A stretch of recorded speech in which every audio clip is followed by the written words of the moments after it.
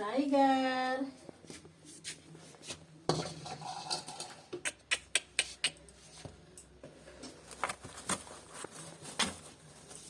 Tiger tiger বলে শুধু ডাকলে হয়, মার গলাটা বেশ ভালোই চেনে, ঠিক বেরিয়ে আসবে। পুরো কার্টুনের মতো থপ থপ থপ থপ করে হাঁটতে থাকে, আর কিছুদিনের মধ্যেই টাইগার ভ্যাকসিন পাবে। Tiger tiger tiger